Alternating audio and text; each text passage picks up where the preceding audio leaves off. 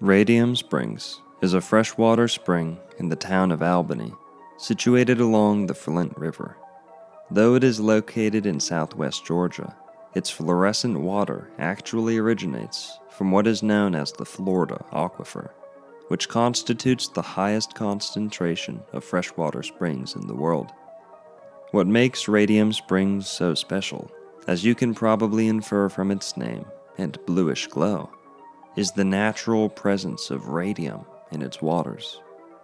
Believe it or not, people used to swim in these radioactive waters by the thousands. In fact, many proclaimed the spring to have healing properties, both long before and well after the radium was detected. Though swimming is not allowed today, its prohibition is not for the reasons you might think. In this video, we will detail the history and mystery surrounding Radium Springs, in addition to challenging some of the hysteria which surrounds radium and radioactivity in general. Join us for a trip and perhaps a little splash in one of America's most unique bodies of water. And you never know, we may see a giant radioactive catfish or two.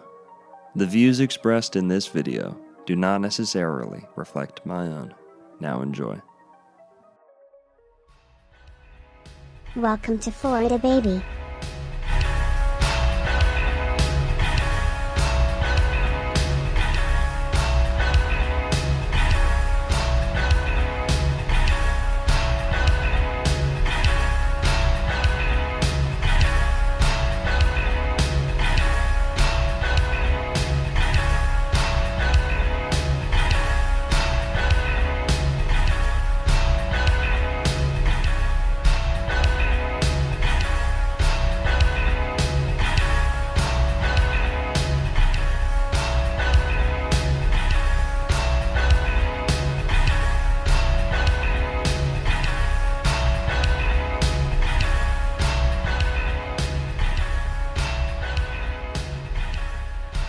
Introducing Dr. Narco Longo.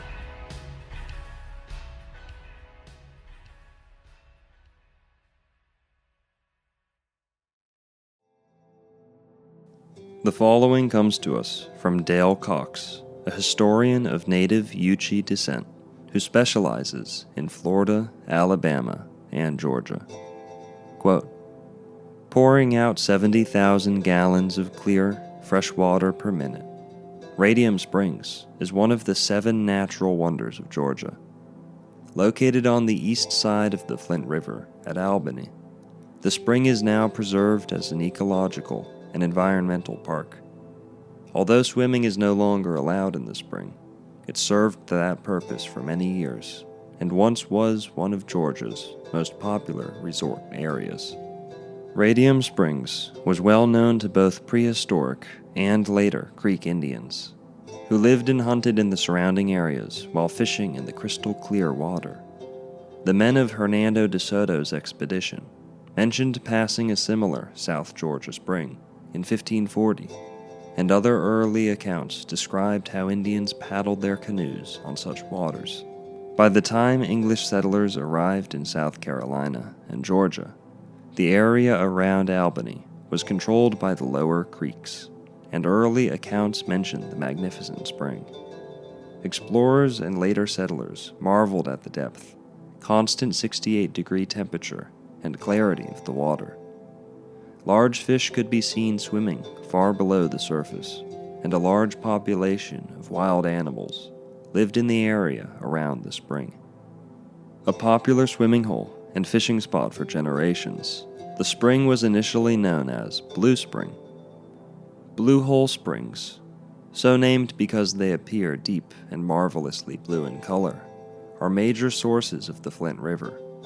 The Flint River Aquarium, on the nearby Albany riverfront, includes an outstanding display of the more than 120 varieties of fish and reptiles that live in such springs.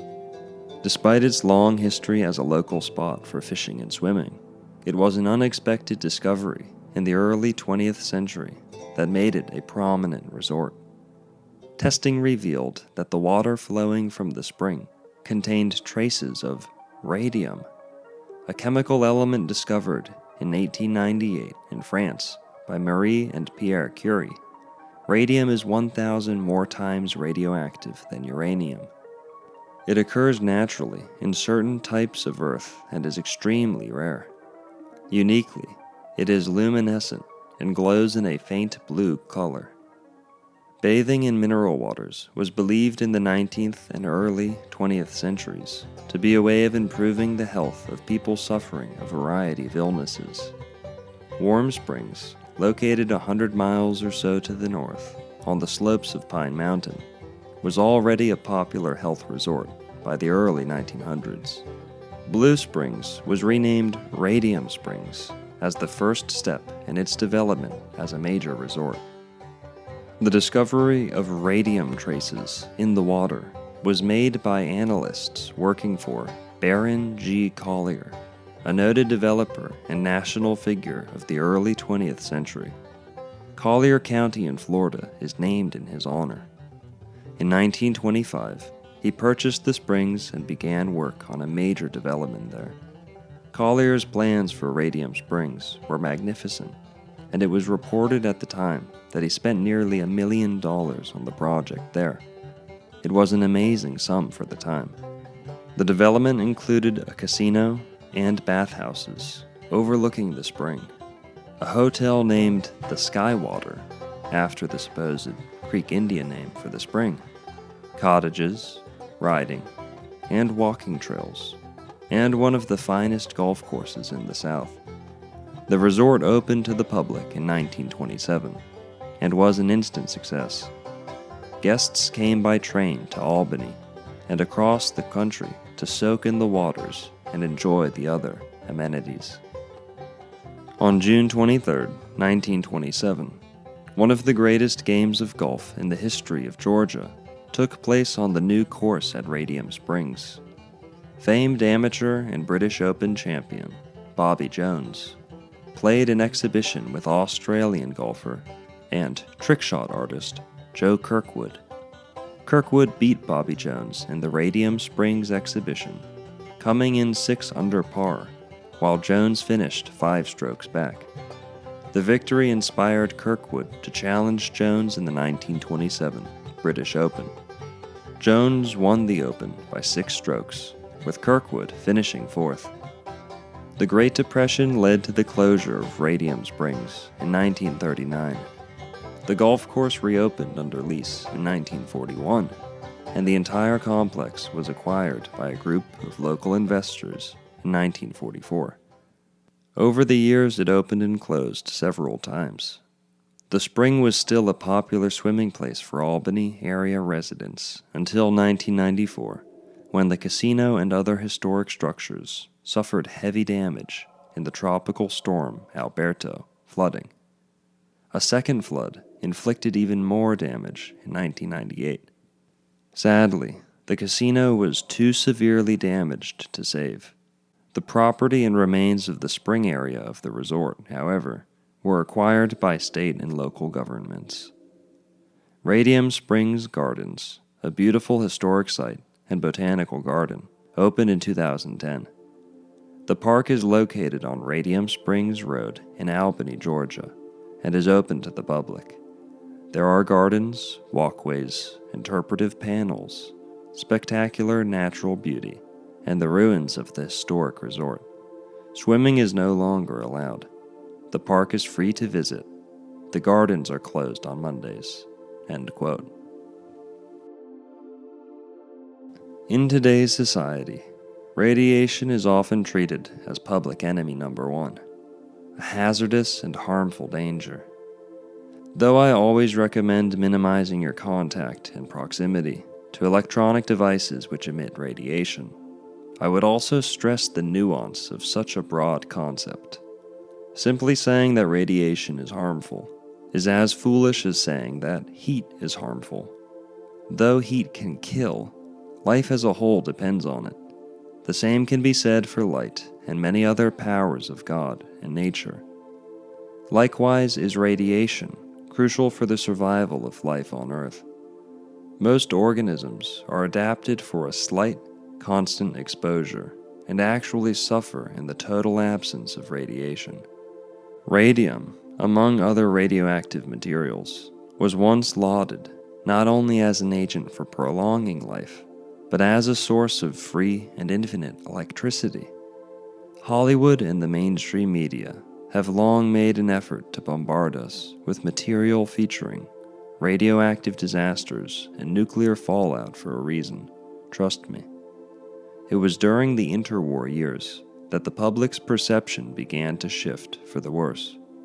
Most people today are probably familiar with radium after hearing about the Radium Girls and other horrific stories which served to rally public opinion against radioactive materials. Now the story of another individual who unwittingly became a scientific curiosity. The Christmas after World War I ended, the hot new gadget was a wristwatch with a glow-in-the-dark dial, made possible by the magic of radium. Young women could land a job painting watch faces for the U.S. Radium Corporation. They became known as the Radium Girls, and many of them didn't live to see 30. NPR's Rebecca Hersher has the story of one who survived for a very long time. The first thing a new Radium Girl learned when she arrived at the watch factory was how to paint the glowing numbers super tiny. Often the watch face is not much bigger than a thumbnail, so you'd have very fine work to create these numbers. Deborah Blum writes about the history of poison. And so what they would have these young women do is I paint this tiny one, and then I resharpen the point of the brush in my mouth, and then I paint the tiny 2. 12 numbers per watch, 200 watches per day. With every digit, the girls swallowed a little bit of radium. And of course, no one thought it was dangerous in these first couple of years. In fact, it was supposed to be a magical cure-all. In the 1920s, there were radium lotions, radium bath salts, radium candies. They actually had radium cigarettes. That's my personal favorite. In 1924, May Kane was hired at a factory in Waterbury, Connecticut. Her first day, she remembers she didn't like the taste of the radium paint. It was gritty. Here she is in a home video from a couple years ago. I wouldn't put the brush in my mouth. The boss was a very nice man, and he said to me, "You don't like this job, do you?" And I said, "No, I don't." He said, "Would you like a pink slip?" I said, "Yes, I would." Mm-hmm.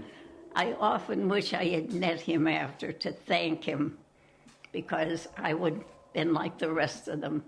Because, of course, radium will kill you, especially if you swallow it. There was one woman who a dentist went to pull a tooth, and he pulled her entire jaw out when he did it, lower jaw. Their legs broke underneath them. Their spines collapsed. Horrible deaths. Dozens of women died. At a factory in New Jersey, the women sued the U.S. Radium Corporation for poisoning and won. Many of them used the money to pay for their own funerals. In all, by 1927, more than 50 women had died as a direct result of radium paint poisoning. But May Kane lived. Over the years, she had some health problems. Bad teeth, migraines, 2 bouts with cancer. But there's no way to know if her time in the factory all those years ago contributed to that. I was left with different things, but I lived through them. You just don't know what to blame. May Kane died this year, at 107 years old, the last of the Radium Girls. Deborah Blum says those women completely changed workplace regulations for radiation. They ultimately protected generations of future workers. I think it's really important. We really don't want our factory workers to be the guinea pigs for discovery. Oops is never good occupational health policy. Rebecca Hersher, NPR News. The reality is that there are a number of benefits which radium and other radioactive materials offer us today. For example, much experimentation has been done displaying its ability to increase the size and prolong the life of organisms. The following comes to us from Creation of the Superman by Raymond Bernard. Quote, "New life and energy are brought about by a process which may be called a transmutation of electronic energy into physical and mental force. Redfield and Bright of Harvard Medical School found that seeds which had been exposed to the action of radium rays grew more rapidly than seeds not so treated. Hughes and Payne of Manhattan College, Kansas, found that hens exposed to ultraviolet rays laid 4 times as many eggs as the other hens. Professor Dawson Turner recently stated that by treating frogs' eggs with radium, he had bred frogs 3 times their normal size. End quote. Similar findings have been recorded all across the world by independent researchers. We ought to note, however, that radium's benefits have not only been recognized by practitioners of alternative medicine, but are even well established among today's reigning medical authorities. The following comes to us from Uses and Medical Applications of Radium by Mariana Corona with Florida's own Miami-Dade College. So now let's talk about the history of radium. Radium was discovered in 1898 by Marie and Pierre Curie. They extract 1 milligram of radium of 10 tons of uranium. Then they measured this new element and they knew there was a new element because the atomic spectrum revealed new lines. Then of that, they presented in the French Academy of Science in December 26th of the same year as a new element. So that's how society knows what is radium. Therefore, in 1911, Marie Curie finally got a pure sample of radium through the process of electrolysis.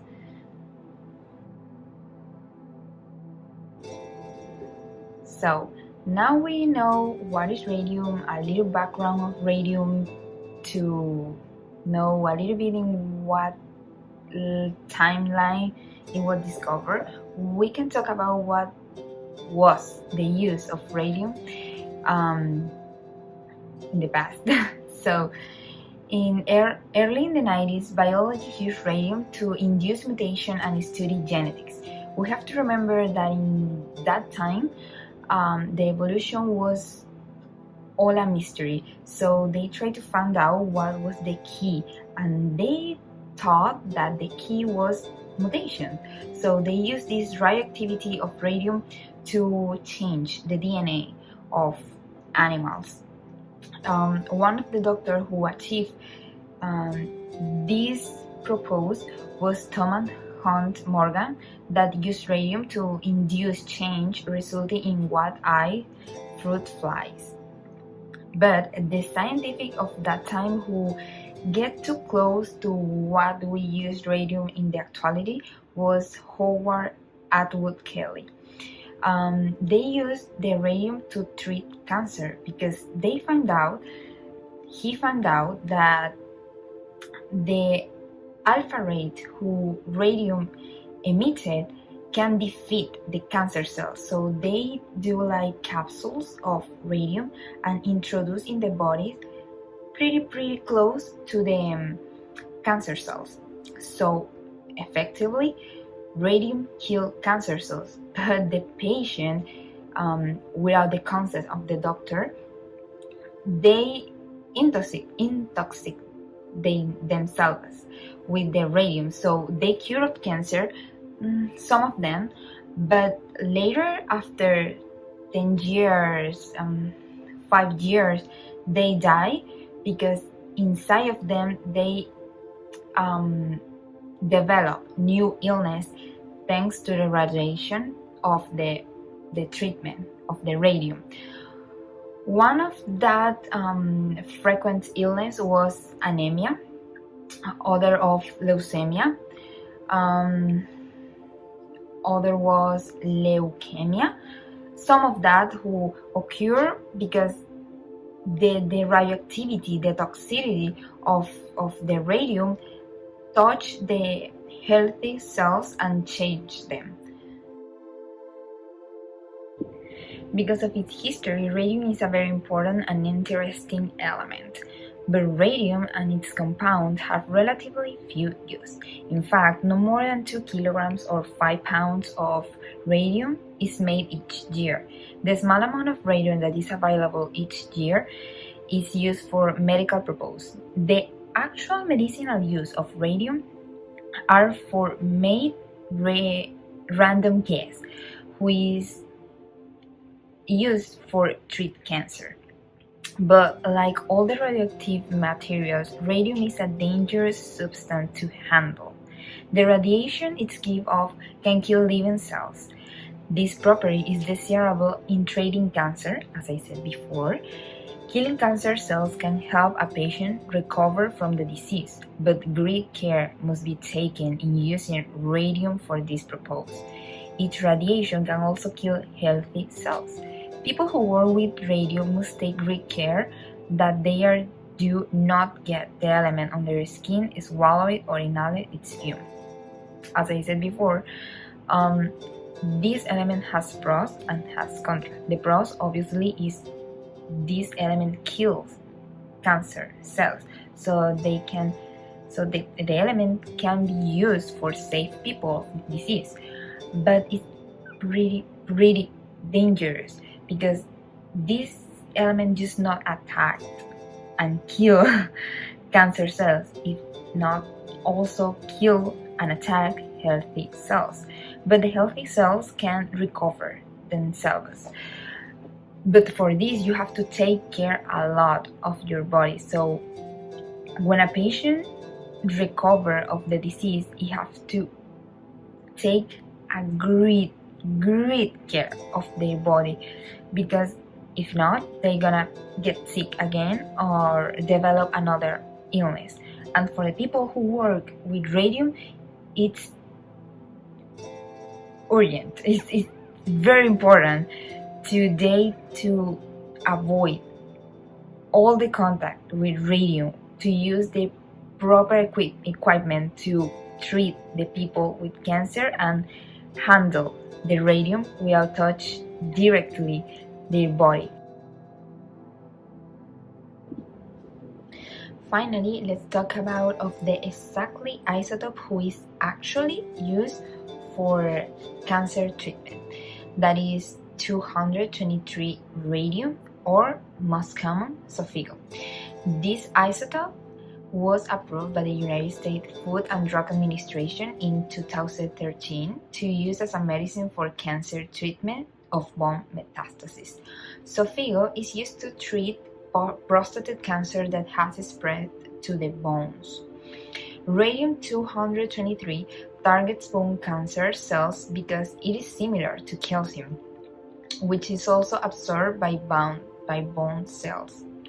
The cancer cells in the bone take up radium-223 and it releases radiation, which travels a very short distance but punctual. This means that the cancer cells receive a high dose of radiation or alpha particles, destroying them, and healthy cells receive only a low amount of radiation or no radiation, but this can be exactly measurement, so this is why this treatment can be really dangerous. As we see in the picture, we see in the graph, we can say how the Xofigo can be like injected directly in the cells, because the radium passes through the calcium and trap the real danger, the cancer cells. But as we see that purple circles has like a shadow, a purple shadow, a lighter purple shadow, that is the radiation. So that's what touch a little bit the healthy cells, and that's why the healthy cell can be damaged by the radium. So that is all. Thanks for paying attention, and I hope you like this presentation and you learned something new today. Thanks. As for why swimming is no longer allowed at Radium Springs, the reasons are a bit unclear. As far as I can tell, it wasn't radiation which triggered its prohibition. Even when radiation is detected in drinking water, surpassing limits set by the EPA, sites can remain in public use. Take, for example, the Radioactive Fountain of Youth in Punta Gorda, a public drinking fountain which has an extraordinarily high amount of radium, as can be seen in other videos of mine. This fountain earned its official name due to the healing benefits which locals attribute to it. As with Radium Springs in Georgia, an entire resort complex was built in response to the presence of what was at that time considered a vital ingredient to the Fountain of Youth. That being said, the real reasons why swimmers have been kept out of Georgia's Radium Springs, we are told, are inconsistent flow, poor water quality, and overgrowth of the highly invasive hydrilla. In today's Facebook story of the day, you wanted to know if Radium Springs will ever be open for water activities like swimming again. Well, the short answer is not in the near future. The water is under the jurisdiction of the Department of Natural Resources, and they say it's always a possibility, but it looks unlikely at this point. The water is too dirty, and it would take a lot of red tape to get it ready. If swimming were to be allowed sometime in the future, it'd be on a very limited basis, like maybe one weekend during the summer or something like that. In addition, the water is so low right now, if swimming were to be considered, they would have to wait until the water level rises. The following comes to us from Alan Malden with the Albany Herald. Quote, Radium Springs turning blue again with removal of water weeds. The nine-headed hydra of Greek mythology grew stronger when attacked by growing back two heads each time one was cut off. Most states in the country are battling a similar beast, an aquatic plant that spreads when pieces break off. Its name, hydrilla, a nod to the mythical creature. The worst part of hydrilla is every time you cut off a piece of it, that piece can grow and make another plant. Justin Stone, owner of Stone's Aquatic Weed and Algae Removal, said, People wonder why it grows so fast in a pond or lake. Every time a boat goes through it, pieces come off. The Valdosta-based company is currently working on a major project in Doherty's County, removing hydrilla in the Blue Hole at Radium Springs, and will eventually clear invasive plants along the 1-mile course of Clearwater Creek to the Flint River. The county has performed a series of renovations and additions in the park area. While the historic casino was torn down after it was damaged by 2 floods and a fire, the gazebo and ticket booth have been restored. Radium is a popular destination for both local residents and out-of-town visitors, and county officials envision bringing back water-related recreational activities such as swimming and canoeing. About 90% of the Blue Hole itself has been cleared of the plant life, Stone said, adding the difference is stark. The growth not only hid the beauty of the blue water, he added, but would have posed a risk of ensnaring swimmers. I have probably gotten over 2,500 messages on Facebook, people sharing childhood memories and how it brings them back and how they can't wait to swim in it, he said of the response to photos on his social media site of the restored spring area. One of the great things of doing this is bringing back people's memories and getting things back to where they used to be. Stone's business takes him to very small springs and ponds on private property for removal of aquatic plants. But as the largest natural spring in the state, Radium Springs falls on the opposite end of that spectrum. The county recently received approval to go forward with the plant removal project after the Georgia Department of Natural Resources okayed a lease agreement on 14 properties, the largest being the 84 acres that include the Blue Hole, Creek, and historic Spring Run Bridge. Completing the $20,000 project will take nearly another month, as it will require removing trees that have fallen into the creek over the years as well as other invasive plants. I flew it several times with my drone because I couldn't get the boat down because of the hydrilla, Stone said. So far, about 1,000 tons of hydrilla, based on the wet weight, have been removed. As much as possible, the plant is cut off at the root, and silt and sediment will be removed to take out seeds and pieces of the plant. Farther downstream from the spring itself, there is another formidable foe, about an acre of water of hyacinth. That waterweed can sink deep below the surface with another 2 feet on top that grows so thick it traps sediment flowing downstream, Stone said. The root system can be 4 feet deep under the water, he said. Once that is cleared and the hydrilla is removed and allowed to flow into the river, it's the end of the line for the plant. It can't survive in the dark river water and swift flow of the Flint River, Stone said. Once the invasive plants are removed, the county will need to initiate a program to keep them out. There is a risk of spread, not only from any remaining hydrilla, but from it being introduced through boots that have been used in ponds where there is hydrilla, that can hitchhike to other locations. Birds also can carry the plant from one body of water to another, Stone said. The county's plans envision the potential for swimming and canoeing at the site. The Dougherty County Commission will take bids on future maintenance to keep the plants out.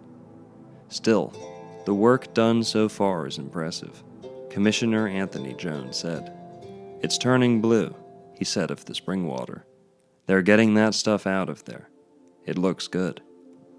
You've got to get this cleaned out so we can make some decisions about what we're going to do with the recreation down there. End quote. Well, Jim, it's not off the table, but whether or not people will be allowed to hop in those blue waters again is dependent upon several factors. Our breath for a long time, and we would go down into the boil, hold our breath, and swim down and bring a rock back up or whatever. And she still, to this day, has a rock on the shelf in her office at her home. Marilyn Gibson has lived in Albany for a long time. She's talking about her cousin who played with her and her brothers at the spring growing up. Gibson's got tons of stories, like racing her nearsighted mom to the island. And I would wait until she got about 3/4 of the way there, and then I would dive off and swim underwater and beat her there. The road to renovation at Radium Springs is a long one. Swimming has been something people, have been asking about for a while. But there is a lot of working parts that would have to be addressed. One would be first to get an agreement through DNR. That's Dougherty County project engineer Jeremy Brown. He says the Department of Natural Resources decides if swimming is allowed. Then the county would have to vote to allow it. If that was addressed, that the county allow it, there's a lot of liability issues that you would have to make sure that you're taken care of on that aspect. The water is being cleared in a multi-phase process of the invasive plant hydrilla. The bridge that controls water levels is also being fixed. If approved, swimming could still be limited. It would be a full-time event even if it was allowed, just due to different drought. My entire family is so excited and so pumped about the possibility of Radium reopening, even if it's only limited. Is allowed again at the Springs, it would be in about 2 to 3 years. Live in the newsroom, I'm Gabrielle Ware, WALB News.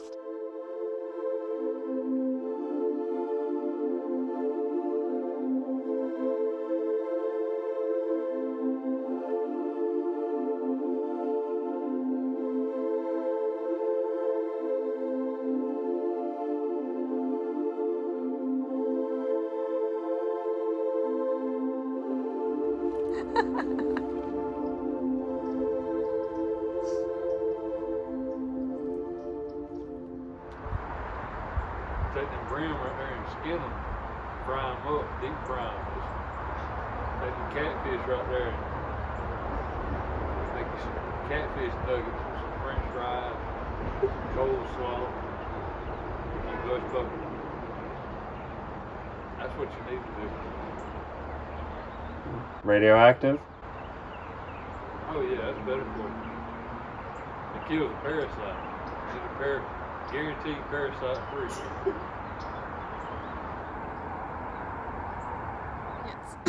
I am playing, son.